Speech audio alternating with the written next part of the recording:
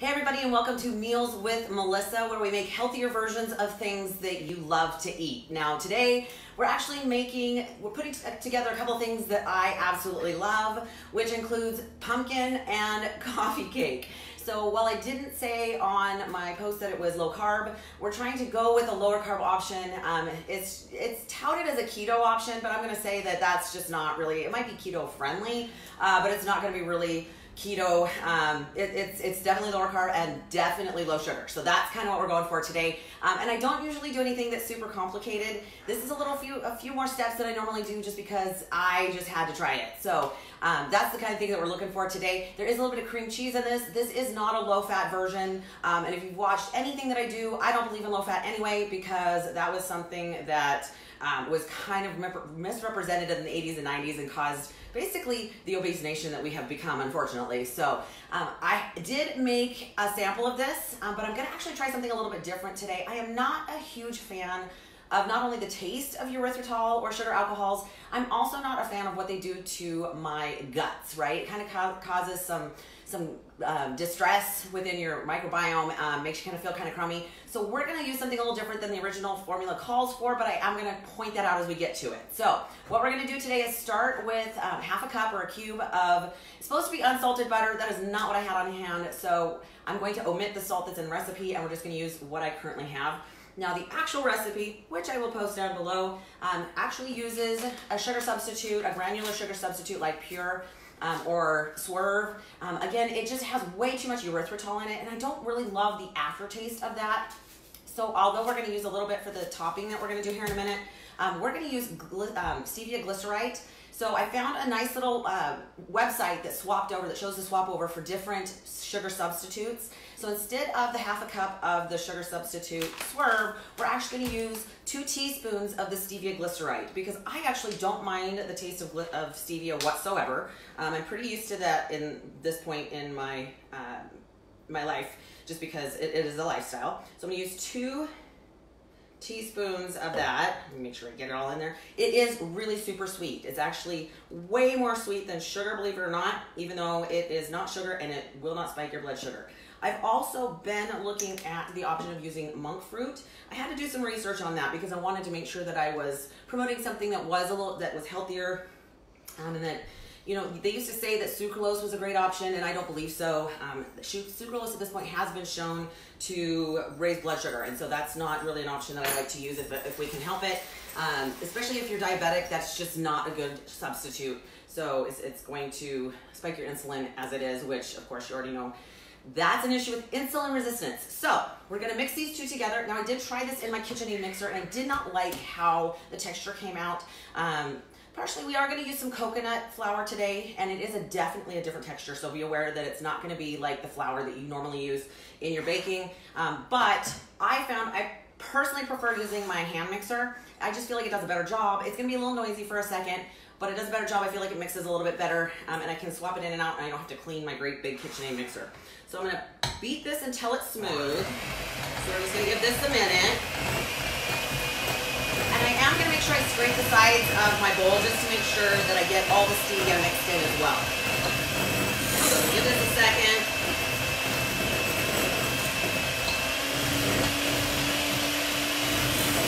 You do want to soften your butter, so let it sit out so that it's easy to mix and you don't have to bite it. And while I probably didn't let it sit out quite as long as I should have, it will do the job, so we're okay here. All right. Perfect. There it goes. All right.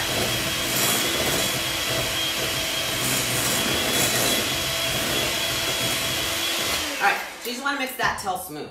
Now I know, again, I said that this is a longer recipe than I normally do, just because I tend to not do anything complicated, but it will work out. Now, you're going to want to have already greased and lined with my favorite tool of all time, parchment paper, in an 8-inch spring form pan. I actually had to order this from Amazon because I couldn't find one in town, but makes it super easy to get it out, because you're just gonna, when you're done, unhook it and take it out of the form. All right, to this, I'm actually going to add, you're gonna take 5 eggs and you're gonna separate the yolks and the egg whites, because you're gonna mix them in a little bit separately. You know, when you do something that's a little bit different with the flours, you're not gonna get the same consistency as when you use, say, all-purpose flour or cake flour. So we're combining it a little bit differently in order to try and give it a little more airness to the sponge itself. So we're gonna add the egg yolks, 5 egg yolks. I've already separated them. I'm gonna add 5 egg yolks, and I'm also gonna add 1 teaspoon of vanilla. Okay, to that mix, and then again, thoroughly mix it through. This is the hardest part. This honestly takes the longest, is just mixing the cake batter. Okay, I'm gonna leave that here because I'm gonna use that again in a minute. So I'm gonna mix that up, and then to that, I'm gonna add 1 cup of pumpkin puree. Now, not pumpkin pie mix, that's different. Pumpkin puree. Now, pumpkin puree is going to take some carbohydrates, but at least it's technically from a vegetable. So a little bit better option than adding pure sugar, and it'll give it some natural sweetness to it. So I'm gonna mix this thoroughly. They can get it to work.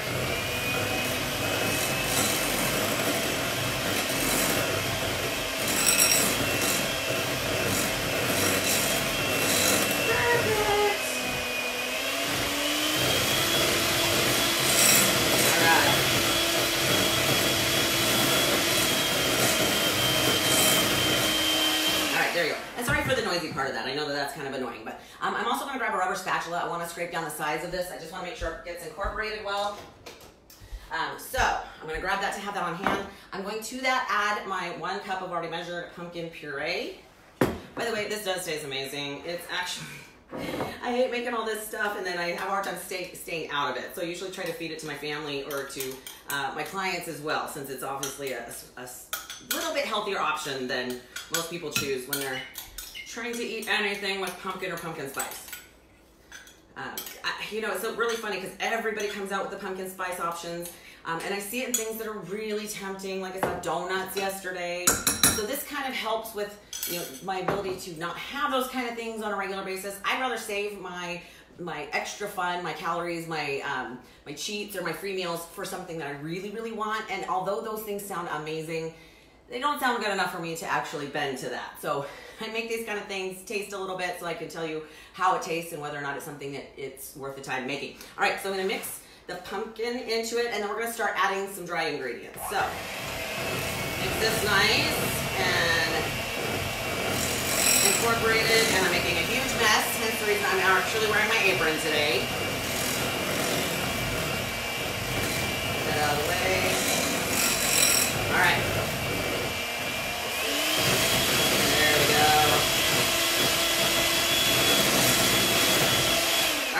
Before I add the dry ingredients, I'm going to scrape down the sides just a smidgen. Like I said, I want to make sure all that butter and stuff, I don't want it to be clumpy in there.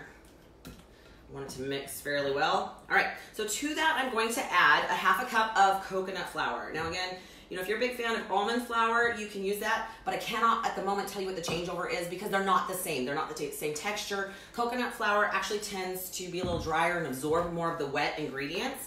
And thereby, the texture of your cake is not going to be like an actual regular coffee cake. When you start to eat super clean, super healthy, when you allow yourself things like these, you tend to not mind because it's not something you eat on a regular basis. And so just kind of to add something that you love or that you really enjoy and do it in a way that isn't causing downsides to your meal plan or your nutrition plan is not a bad option. So I'm going to add the coconut flour. I'm also going to add 1 teaspoon of pumpkin spice. Now I love this stuff. Even when we do during the winter time, during Thanksgiving, we like to make pumpkin pancakes at my house. And the pumpkin pie spice is what makes all the difference at my house. So I'm going to add 1 teaspoon of that. I'm actually going to do that in 2 stages here since I have a 1/2 teaspoon option. Okay. And it smells amazing. It just totally reminds me of fall, and I'm not going to lie, this is my favorite time of the year. So the fact that it hasn't gotten too cold out yet also makes me happy because I'm not ready for that kind of weather. And after last year's snow, not ready for that. Okay, so to that, normally I would add a 1/4 teaspoon of salt, but again, I actually use the salted butter instead of unsalted butter. So to my mix today, I'm not going to add that, but I am going to add a 1/2 teaspoon of baking powder to help it rise. So super simple, super fast. So I'm going to mix those together, and then what I'm going to do is I'm going to divide that in half and put half on the bottom of my pan, my springform pan, and then I'm going to add a cream cheese later. So we're going to mix this up just a bit. Not making a huge mess because I'm good at that. Oh, perfect. Oh yeah, you can hear it getting thick. All right. That actually looks pretty good. All right. I think that's all she wrote on that one. All right, so that's ready to go. So I'm gonna divide half of that and put it in the bottom. And then we're gonna start adding our cream cheese layer here. Oh, actually we got one more step before we do that, before I get moving too fast. Let me put these back in. We're actually going to add the egg whites. I almost forgot, but I looked at them and they're sitting there, and so good thing I double checked. All right, so when you divided the eggs, you're actually gonna put the egg whites in another bowl, and you're going to, I already did this before we started, you're going to whisk them, and of course I use the blender, to stiff peaks, okay? So this is a lot more thicker. You can make meringue out of it, right? So great option, and actually I don't need these because I'm just gonna fold them in. I promise I did this yesterday, so I have practiced a little bit. And I do love to bake, and I'm not gonna tell you I'm the perfect baker. You know, once in a while I mess something up, and sometimes that's a good thing and I discover something new, and sometimes it's not. All right, so we're gonna add the egg whites, and we're just gonna fold them in. We don't actually want to make them deflated. So it's gonna take a second, because we wanna make sure it's thoroughly mixed. So when this cooks, obviously all the egg is all incorporated, and this lighter, fluffier egg white should add a little bit of air inside the cake as it bakes. All right, once that's done, then I'm gonna add the first half to the cake pan. Yeah, this makes it a way better texture too. A lot easier to spread. All right, so you don't wanna use your mixer for this because you'll lose all of the air that you whipped into the egg whites. And that's definitely, that kind of is against the process you were just trying to create, so I wouldn't do that. All right, like I said, not the perfect baker here, but I try hard and I love eating it when I'm done. Okay, and I do have one baked, so you can see what it looks like. It's pretty yummy. Much better. Okay, so to the pan, I'm gonna add half, or approximately half. I don't know if it'll be perfect, but you wanna spread it so that it covers the bottom of the cake pan. So we're gonna go about half here. That looks like it's about half-ish. Ish. All right, you might have to get your fingers in there a little bit. I have to hold down the parchment paper. It doesn't like to stay. I probably should have sprayed a little bit of the olive oil spray that I used on the bottom, but that's okay. I did this once yesterday. It'll work out. And then once that's done, we're going to make the cream cheese layer. Now, I've already preheated my oven to 375. So it is preheated and ready to go. I'm having a really hard time not wanting to lick my fingers, because that is part of baking, right? Not, like I said, I love pumpkin, so not a problem for me to just want to stick my fingers in there. All right, so I'm gonna spread that evenly. I'm gonna rinse out my bowl, and we're gonna start with the cream cheese. Now, again, you wanna stick your cream cheese and butter out for a couple hours and let it become room temperature and soften just a little bit, or it doesn't quite mix the way that we really need it to in order to have it thoroughly mixed with the other ingredients. So, there we go, that is ready. Okay, so to that, put that aside. I'm gonna rinse out my other bowl. Now this is ready to go. All right, I'm just gonna wipe it out real quick, makes it super simple. This was just the egg white, so no biggie. I'm going to add 8 ounces of softened cream cheese. It's already ready to go here. Now, I don't tend to do low fat on this because, again, your body actually needs a certain amount of fats, and unfortunately, the 80s and 90s brought us a bunch of low fat products. But with that came a bunch of high carbohydrates and high sugar. And with that, the correlation of obesity and high spread type 2 diabetes, we've had a bunch of downsides to having the low fat era come in. So to that, I'm going to add, switch this over to the other side of my recipe. To that, I'm going to add another teaspoon of the stevia glycerite. Because again, I just don't want to use, I am going to use a little bit of the pure for the topping, the crumble that we're going to put on it. I just don't want to do that for this. Okay, I'm also going to rinse my beaters because I'm going to use them again. And while I don't mind if a little pumpkin gets in there, I don't necessarily need it in there for this. All right. Cool, ready to go. All right, so I'm gonna beat the cream cheese and the stevia together. This part's super fast and super easy. Honestly, spreading is probably the harder part of all of it. All right, so to that, get things out of the way. I tend to take all the space I'm given. So you give me the full counter or the full kitchen, I take it. It's mine. All right, so I'm gonna mix this together. Again, a little noisy, sorry. Here you go. All right, super fast. Look at that. Perfect. Take that up a notch. All right. Perfect. Now, maybe someday I will get to the point where I can edit all this and I can just, skip this step. We are not to that point of production in my career. So, to do that, we're gonna add 1 teaspoon of vanilla. I love vanilla. I love the smell of vanilla. I've even used vanilla paste, but it's a little pricey. So 1 teaspoon of vanilla and also 1 egg. And the whole egg this time. So let's see. Let's get to the right point here. 1 egg. And then we're just gonna spoon that over and spread it out throughout on top of the middle layer of the cake. There's my egg. And again, it's just because we want it to cook thoroughly. We want the cream cheese to be a little bit different consistency or texture than it would be if we just added it plain. So we're gonna mix that through. It'll just take a sec. Oh yeah.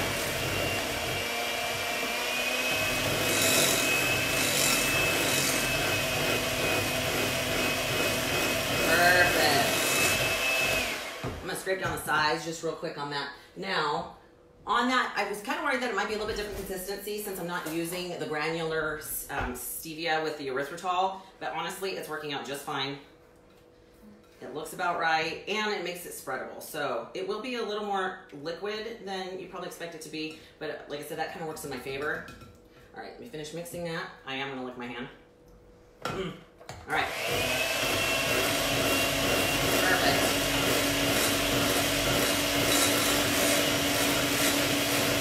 Yep.